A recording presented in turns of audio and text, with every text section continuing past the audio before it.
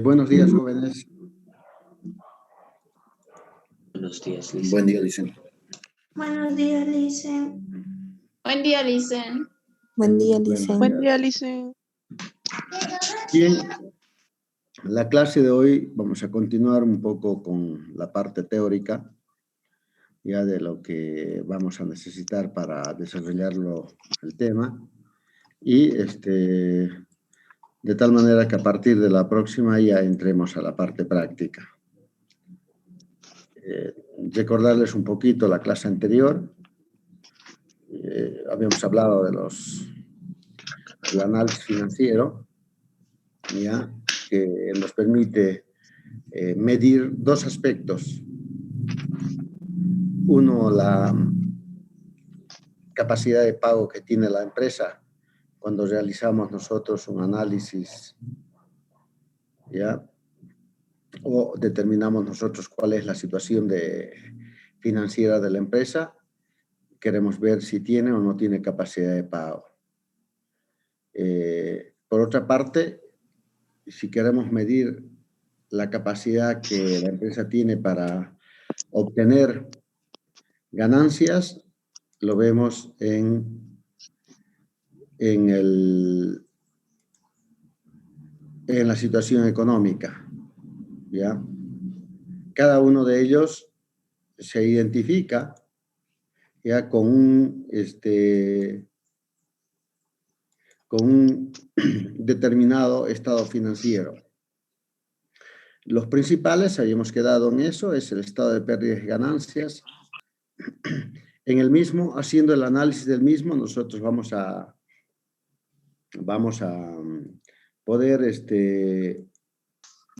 determinar si la empresa está generando o no beneficios económicos en el estado de pérdidas y ganancias. Lo mismo, si queremos determinar la capacidad de pago, seguramente lo vamos a ver en función al balance general. Porque en el balance general, les decía de que en el balance general está generalmente compuesto por el pasivo a corto plazo, el pasivo a largo plazo y capital y patrimonio. Entonces ahí vemos, en la medida en que el capital y el patrimonio sea mayor que la deuda a largo y a corto plazo, pues es un indicador de que la empresa no está teniendo o tiene dificultades para cubrir sus obligaciones. Por lo tanto, no tendría capacidad de pago. También lo mismo se puede ver cuando hacemos nosotros, cuando generamos utilidades en el estado de utilidades retenidas. Si hemos retenido utilidades de un año a otro, va creciendo eso, es porque la empresa está generando beneficios. Caso contrario, no podríamos retener utilidades. Y el estado de flujo de efectivo quizás es el más importante, ¿ya? Uno de los más importantes, porque este estado, ¿ya?, nos muestra de dónde vienen esos y en qué se les ha invertido esos ingresos. Por lo tanto, estos cuatro estados van a ser los que vamos a utilizar nosotros para desarrollar el análisis económico-financiero de la empresa. Bien, si ya sabemos que hay dos tipos de análisis. El análisis económico para determinar la situación económica de la empresa, donde utilizamos el estado de pérdidas y ganancias y el estado de utilidades retenidas e incluso también el estado de flujo de efectivo. El análisis financiero para determinar la capacidad de pago de la empresa. Y para ello utilizamos el balance general, donde vemos cuánto debe la empresa y cuánto tiene la empresa respecto al capital que se invierte, ¿ya? Y esto nos va a permitir determinar si las decisiones de inversión y financiación han sido las correctas. con el único fin de que la empresa incremente su valor. ¿Ya? Ya también hemos visto con los estados financieros, hay dos tipos de análisis que se pueden hacer, el análisis horizontal y el análisis vertical. El análisis horizontal es para comparar gestiones, ¿ya? Podemos comparar de una gestión a otra cuál fue el comportamiento de la empresa. El análisis vertical es para determinar la estructura de la empresa, ¿ya? Cuánto representa en todo caso el activo circulante del total del activo, cuánto representa el activo fijo del total. Ahí estaríamos dentro de un análisis vertical. Lo mismo en el pasivo. ¿Cuánto representa el pasivo circulante del total pasivo y capital? ¿Cuánto representa la deuda el pasivo a largo plazo del total? ¿Y cuánto representa el patrimonio o capital sobre el total? Ese vendría a ser el análisis vertical. Por lo general, ambos se complementan. Ambos nos permiten explicar cuál es la situación de la empresa en un determinado momento. Lo que sí es importante cuando hacemos nosotros un análisis financiero es que necesitamos comparar, ¿ya? Internamente vamos a comparar entre gestiones pasadas, obviamente, y lo que podamos nosotros proyectar, ¿ya? Y externamente tenemos que comparar con empresas del sector, del mismo sector, ¿ya? Por decirle, si hiciéramos un análisis de COSET, tendríamos que, o mejor dicho, de Entel, aquí en Tarija tendríamos que ver cuál es la evolución que tiene Viva, que tiene Tigo, que prestan el mismo servicio, que están en el mismo rubro. Si hiciéramos un análisis de la PIL, tendríamos que compararlo con el Rancho, con Prolac, etcétera, que son del mismo rubro, para ver cómo ellos se están comportando, lo cual no es fácil porque difícilmente se puede conseguir esa información, ¿ya? Entonces, dicho esto, rememorando un poco lo que vimos en la clase anterior, vamos a continuar ya con el análisis. El análisis, les decía, financiero, económico-financiero o financiero, ya se lo hace a través de ratios, o razones o índices. Les decía a ustedes que aquí ustedes van a poder, depende de la biología que consulten, van a encontrar como ratios, razones o índices, ¿ya? Para que quede claro para ustedes, que son lo mismo, ¿ya? O índices financieros. ¿Ya? Quizás es la principal herramienta que hoy en día se utiliza para hacer el análisis económico financiero, que son las razones o ratios financieros. ¿De dónde lo obtenemos? De los estados financieros, del balance general, del estado de resultados, del estado de flujo de efectivo, del estado de utilidades detenidas. De ahí obtenemos los índices. Y estos índices son los que nos muestran precisamente la evolución, ¿ya?, financiera de la empresa en el tiempo, a un momento determinado, ¿ya?, con la finalidad de que a partir de ese momento, por decirles, nosotros podríamos haber hecho el análisis económico financiero de cualquier empresa para la gestión 2020, si ya lo tienen los balances, y esos índices nos van a mostrar si hemos tomado bien o mal las decisiones de inversión y financiación, por una parte. Por otra, nos van a permitir hacer los ajustes. ¿Qué decisiones tenemos que cambiar, ¿ya?, para la gestión 21 a objeto de obtener mejores resultados? Como es una serie de herramientas, los índices no son más que herramientas que utilizamos de diferentes aspectos dentro de la empresa. Estos índices, ¿a quién interesan? Primero interesa a los acreedores, es decir, a los inversionistas, ¿ya?, y a las instituciones financieras. Porque como la empresa generalmente recurre a préstamos a la banca comercial o a las instituciones financieras,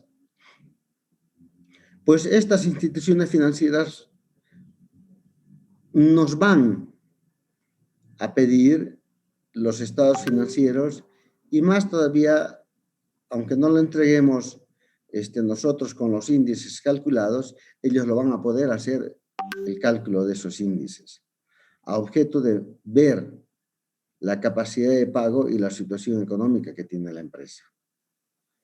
¿Ya?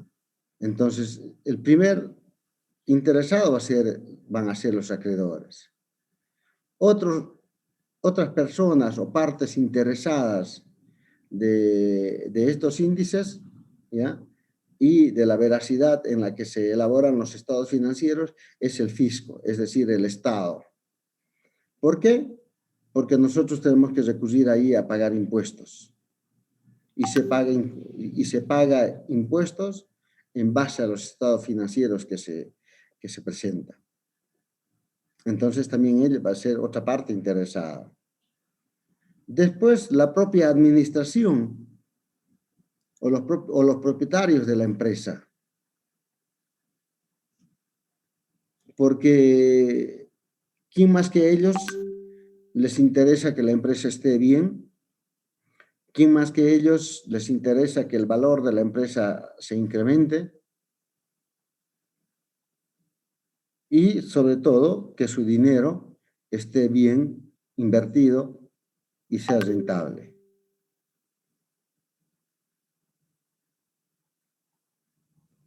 En la medida en que eso ocurra, ¿ya?, vamos a ver que se puede lograr el objetivo de la administración financiera. ¿Cuál es? El de incrementar el valor de mercado de la empresa. Entonces, por la importancia para las partes interesadas, para los acreedores, para los accionistas o inversionistas, para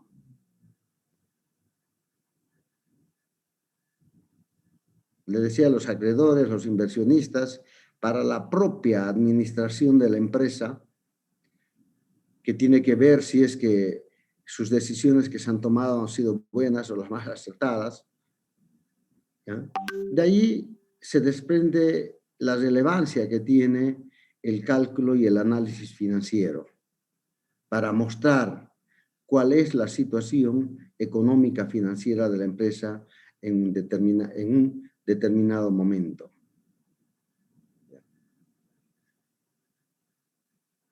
Y cada uno de ellos les interesa un determinado dato. Por ejemplo, a los acreedores, que son las instituciones financieras, ¿qué les interesa? Primero, que la empresa tenga liquidez. Sobre todo liquidez. A los inversionistas,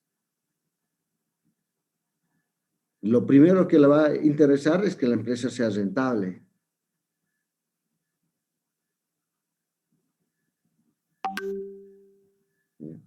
Entonces, eso orienta el cálculo de los índices o ratios financieros de acuerdo a quién nos solicita o a quién nosotros debemos presentar esos cálculos. No sé si se entendió lo que he hablado de esta parte. Sí, se ha entendido, Lisen. Bien. Ya, entonces les vuelvo a reiterar, ratios, razones o índices es lo mismo, ¿ya? Y que hay tres partes interesadas, básicamente los acreedores, los inversionistas y los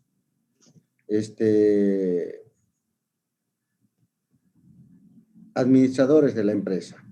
Pero podría también aparecer otro interesado, que son los proveedores, básicamente de materia prima.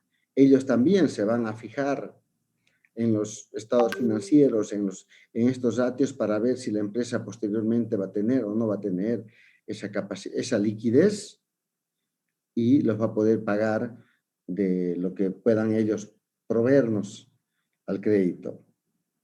¿Ya? Entonces, con eso ya pasamos nosotros a la categoría de los ratios financieros. ¿Ya? Existen diferentes criterios para clasificarlos, de acuerdo a los autores. Lo pueden agrupar, lo pueden detallar con mayor precisión, etc. Pero básicamente hay 5 categorías de ratios financieros: los ratios de liquidez, los ratios de actividad, de deuda o de rentabilidad y de mercado. Esos son los ratios que se pueden utilizar. Ya los términos nomás se está indicando liquidez, ver la capacidad de pago que tiene la empresa. Deuda, cuánto debe la empresa. Rentabilidad, si está obteniendo o no utilidades. De valor, si ha incrementado o no ha incrementado su valor en el mercado. Pero todos, en general, los ratios nos van a mostrar un aspecto importante para nosotros en la toma de decisiones. ¿Cuál es el riesgo? Toda toma de decisiones trae implícito un determinado riesgo. Como toda actividad económica, también tiene un determinado riesgo que debe ser considerado en el momento de la toma de decisiones. ¿Ya? Y así, entonces, con estas categorías de ratios, ¿ya?, entramos nosotros a desglosarlo, fíjense ahí. Los ratios o razones de liquidez miden la capacidad de una empresa para cumplir sus obligaciones a corto plazo, mediano, a corto plazo, a medida que éstas llegan a su vencimiento. ¿Qué obligaciones? La pregunta ahí podría ser. No nos olvidemos que nosotros, ¿qué obligaciones tenemos?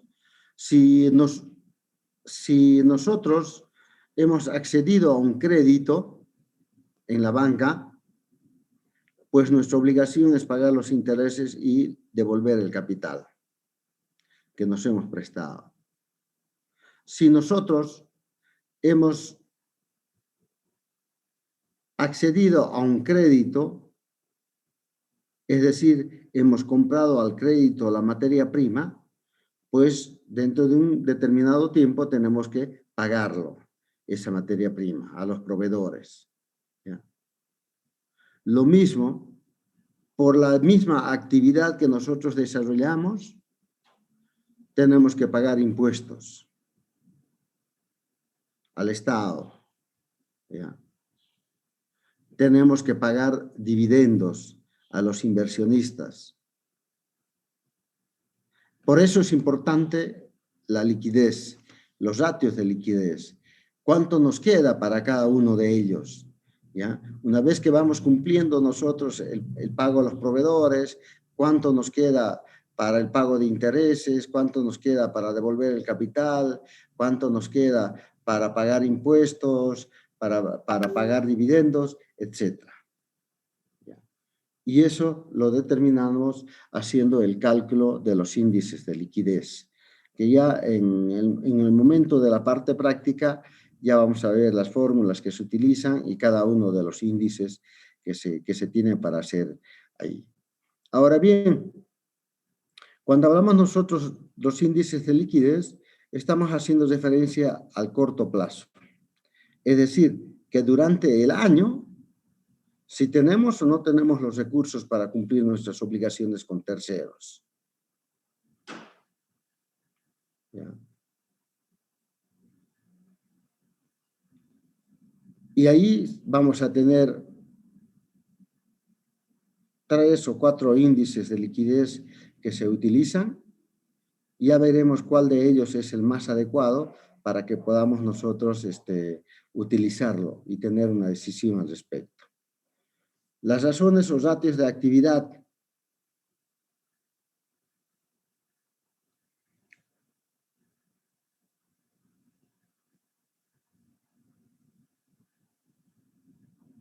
Aquí creo que lo mejor que podría explicarles ratios de actividad es: la empresa vende productos al crédito. ¿Ya? Cuando vendemos al crédito, se presentan 2 situaciones. Primero, que los clientes algunos pueden tardar en pagar, o otros cumplir los plazos que se han otorgado, o bien hay algunos clientes que no cumplen sus obligaciones. Por eso en el balance han debido escuchar ustedes que tenemos la cuenta por pérdidas. ¿Ya? Y aquí, ¿qué mide esto? Mide justamente la capacidad que nosotros tenemos para hacer efectivos esos cobros. ¿Cuánto tiempo tardamos en cobrar a los clientes? Por una parte, hablando de las cuentas por cobrar. También podríamos hablar del inventario de la materia prima.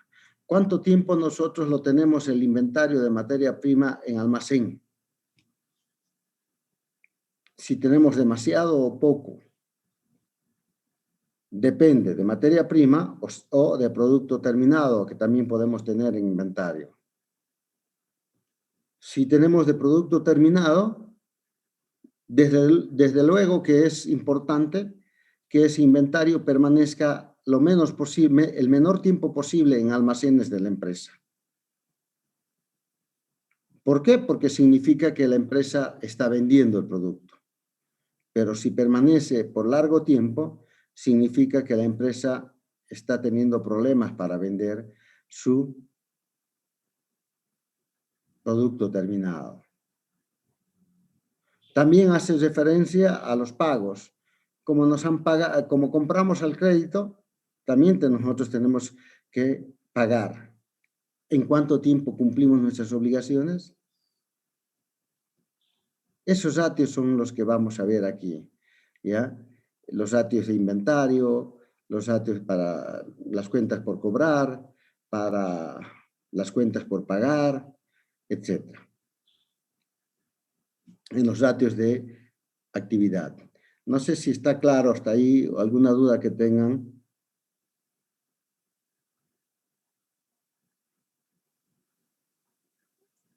Sí, Lisen, está claro. Lisen. Ya bien. Un tercer ratio son los ratios de deuda. Es decir, miden cuánto de todo el pasivo que tiene la empresa es capital propio y cuánto es deuda. ¿Ya? Y si está o no está en condiciones, cuánto dispone para cumplir esas sus obligaciones. les decía de que nosotros, si accedemos a un préstamo, tenemos que pagar intereses, ¿ya? Y tenemos que devolver el capital que nos hemos prestado. Entonces, aquí vamos a ver cuánto disponemos para ello, si está o no está en condiciones. Traducido en, por cada peso que la empresa genere, cuánto de ese peso tiene que ir a pagar intereses y devolver el capital. Eso vamos a tenerlo nosotros allí. Y después tenemos las razones de rendimiento, que se refieren a la rentabilidad, ¿ya?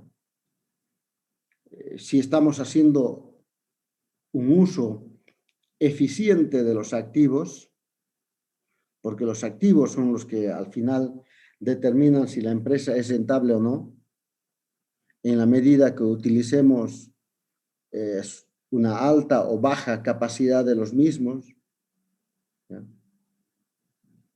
O si somos eficientes o no en el uso de los mismos por parte del personal. Eso va a determinar si la empresa es o no es rentable.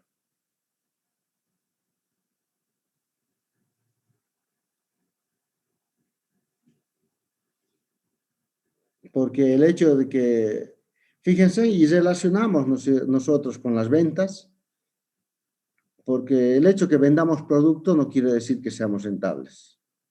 O por el contrario, de todas las ventas, la rentabilidad es baja.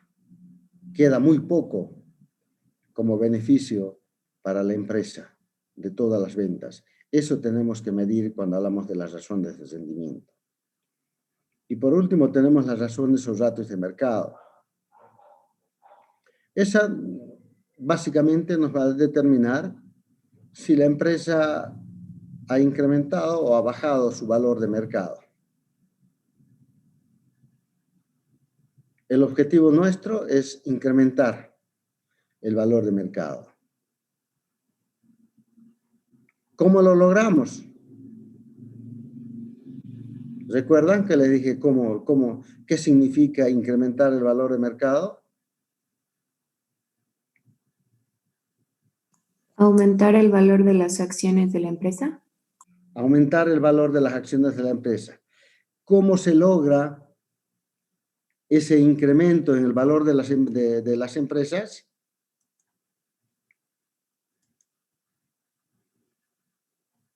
El valor de las acciones de la empresa, ¿cómo se lo logra?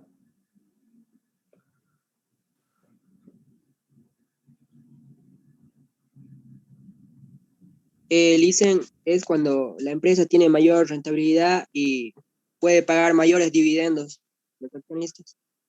Así es, efectivamente, como dice, cuando se paga mayores dividendos. Eso nos da una garantía de que el precio de la acción se va a cotizar más en el mercado. Una empresa que mientras más rentabilidad tenga y por lo tanto mayor expectativa de crecimiento, ¿ya?, sus acciones se van a cotizar a un mayor precio en el mercado. ¿Ya? Ojo, la empresa tiene rentabilidad, pero tiene que tener una política de dividendos en la cual esa política permita pagar los suficientes dividendos, ¿ya?, como para que haga expectante la compra de las acciones y eso posibilite un incremento en el precio de las acciones. Bien, con esto es, creo yo, toda la parte teórica que necesitamos para este tema. Cuando hablábamos nosotros del estado del flujo de efectivo, me olvidaba decirles, ¿ya?, simplemente nosotros queremos aquí determinar de dónde vienen y dónde van esos recursos. ¿Con qué finalidad? De verificar si los estados financieros, en este caso el balance y el estado de resultados sobre todo, ¿ya?, han sido elaborados de la manera más correcta o veraz posible. Vamos a ver ahí en la parte práctica cómo podemos nosotros corroborar si han sido forzados esos estados en su igualdad o es que han sido hechos correctamente. ¿Ya? ¿Qué es lo que vamos a ver? Si no tienen alguna pregunta, ya dejaríamos esto la parte teórica. La próxima clase ya entramos a la parte práctica, ya exclusivamente a la parte práctica. Quiero yo que ustedes hagan lectura, ¿ya? De estos ratios que estoy mencionando. Ustedes también ya preparen fórmulas. Todo libro tiene. No todos los ratios vamos a ver los principales. Lo que nos interesa es la comparación y las conclusiones que se llega a través de los ratios. ¿De acuerdo? Bueno, listen. Listen, ¿tenemos que investigar fórmulas? Claro, a ver, ¿qué fórmulas consiguen para cada uno de estos ratios que hemos mencionado? Ah,